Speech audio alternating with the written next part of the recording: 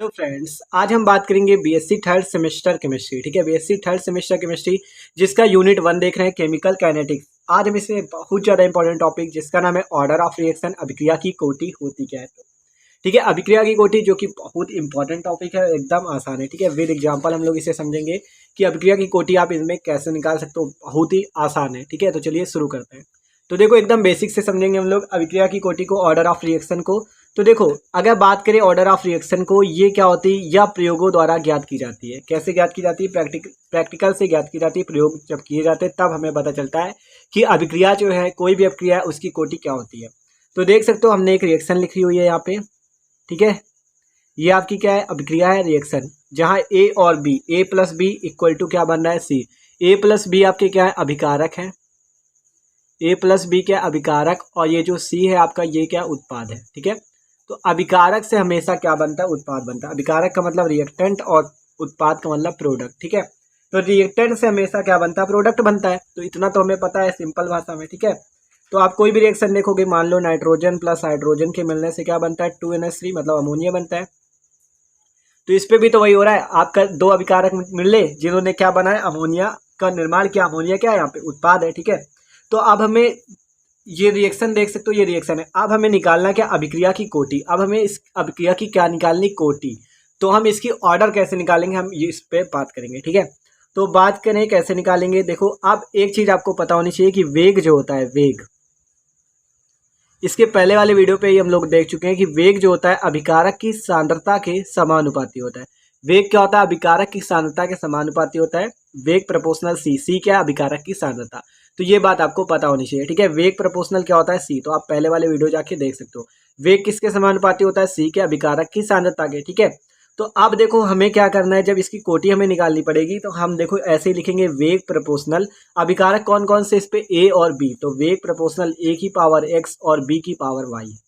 ध्यान से देखो अभिकारक की सांद्रता कैसे लिखोगे आप, आपको सिंपली क्या करना है यहाँ पे, सिंपली आपको देखो ऐसे वेग प्रोपोर्शनल ऐसे लिखना है, वेग प्रोपोर्शनल। ठीक है, क्या लिखोगे, अभिकारक की सांद्रता है ना, तो ए और ऐसे लिख देना है बी। ये आपका जो बड़ा क्वेश्चन दिख रहा है, इसका मतलब अंदर जो लिखा होता है उसकी क्या सांद्रता होती है। ठीक है, तो देख सकते हो ये आपका क्या परिवर्तन भी होता है। तो देख सकते हो वेग प्रोपोर्शनल ए और बी कोष्टक पे लिखे हुए हैं। ठीक है, अब ये जो एक्स और वाई लगे हुए हैं, ये इनका योग एक्स प्लस वाई जो होगा, यही आपकी ऑर्डर कहलाती है। अभिक्रिया की क्या कहलाती है, कोटि कहलाती है। ये जो आपका एक्स और वाई का योग है, ये जो एक्स और वाई का योग है, ये क्या कहलाती है, अभिक्रिया की कोटि, ऑर्डर ऑफ रिएक्शन। क्या कहलाती है, ऑर्डर ऑफ रिएक्शन। तो क्या बात सीखी हमने, वेग प्रोपोर्शनल किसके होता है, सांद्रता के। तो वेग प्रोपोर्शनल किसकी सांद्रता, अभिकारक की। तो ए की पावर एक्स और बी की पावर वाई। और ये जो एक्स और वाई है, अगर इनको हम जोड़ दें, देखो अब यहाँ से प्रोपोर्शनल हटेगा तो एक नियतांक आता है, जब इक्वल का चिन्ह लगता है तो एक नियतांक आता है के। अब इस के का नाम होता है वेग स्थिरांक। तो ये वाला भी हम लोग पढ़ चुके हैं, वेग स्थिरांक के बारे में भी आपको वीडियो मिल जाएगा, आप प्लेलिस्ट पे जाके चेक कर सकते हो। ठीक है, तो यहाँ पे के क्या है, वेग स्थिरांक। जब प्रोपोर्शनल का चिन्ह समानुपाती का चिन्ह हटता है तो क्या आता है, एक नियतांक। ये के आपका क्या है, एक नियतांक है। ठीक है, तो के क्या कहलाएगा, वेग स्थिरांक। अब ये बात हमें पता चल गई। ठीक है, अब ये जो x और y आप देख रहे हो, ये x और ये y, तो इस x प्लस वाई के योग को, इस x प्लस वाई के जोड़ को हम लोग कहते हैं अभिक्रिया की कोटि, ऑर्डर ऑफ रिएक्शन। क्या कहते हैं, ऑर्डर ऑफ रिएक्शन। ठीक है, ऑर्डर ऑफ रिएक्शन कहते हैं इसे, x प्लस वाई को। तो अब ये जो x प्लस वाई, ये क्या कहलाएगी, ऑर्डर ऑफ रिएक्शन। और इसका मान हम लोग प्रयोगों द्वारा ज्ञात करते हैं। कैसे ज्ञात करते हैं, प्रयोगों द्वारा।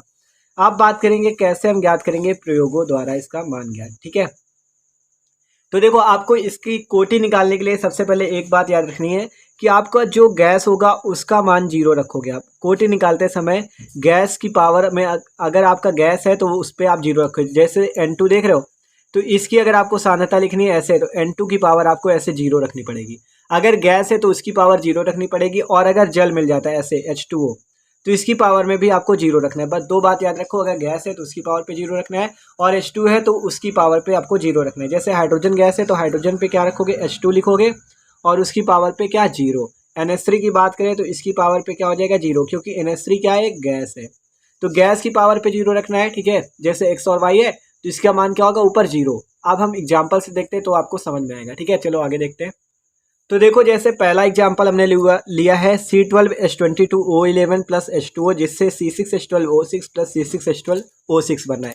ये आपका क्या है, इसे हम लोग कहते हैं सुक्रोज। सुक्रोज का जल अपघटन हुआ है, मतलब जल से इसकी क्रिया हुई है जिससे ग्लूकोज और फ्रक्टोज के अणु बनते हैं। तो ये वाली रिएक्शन आपको पता होगी, ठीक है।